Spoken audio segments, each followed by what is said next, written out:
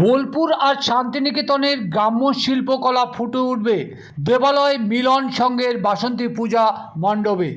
বেড়াচাপা চন্দ্রকেতু গড় সংলগ্ন মিলন সংঘ এবার 60তম বর্ষে পদার্পণ করল। গোটা রাস্তা জুড়ে আলোকসজ্জার বাঁশের খুঁটির পাশাপাশি মণ্ডপ তৈরির কাজ চলছে জোর কদমে।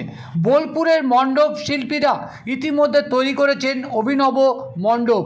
এই মণ্ডপ জুড়ে থাকবে শান্তিনিকেতনের হস্তশিল্প কলা। বাঁশের ঝুড়ি থেকে পোড়ামাটির সামগ্রীর স্থান পাবে এই পূজা মণ্ডপে। নতুন বাংলা বছরকে শুভেচ্ছা জানিয়ে কি জানাচ্ছেন মিলন সংঘের সভাপতি তা শুনুন। পাশাপাশি বোলপুর থেকে আসা মণ্ডপ তৈরির শিল্পীরা কি বলছে তাও শুনুন। দেখুন সেই শিল্পকলার নিদর্শন। শুভ নববর্ষের সবাইকে আগাম শুভেচ্ছা জানাচ্ছি। বাংলা নববর্ষে আগাম শুভেচ্ছা সবাইকে মিলন সংঘের পক্ষ থেকে। এই বছরে 60 বছর পুজো আমাদের অতিক্রম করবে। আমাদের এবারের থিম পুরো শান্তিনিকেতনকে আমরা মণ্ডপ সজ্জায় সাজিয়ে তুলব। সকল দর্শককে আসার জন্য অনুরোধ করছি, দেখে উপভোগ করার জন্য। আমার নাম রণজিৎ হালদার, আমি মিলন সংঘের সভাপতি। আপনারা কোথা থেকে এসেছেন? আমরা বোলপুর থেকে, শান্তিনিকেতন, বোলপুর শান্তিনিকেতন। মানে আপনারা কি করছেন?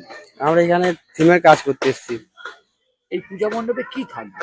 এই পূজা মণ্ডপে থাকবে নানা রকম হাতের কাজ, কুটির শিল্প কাজ।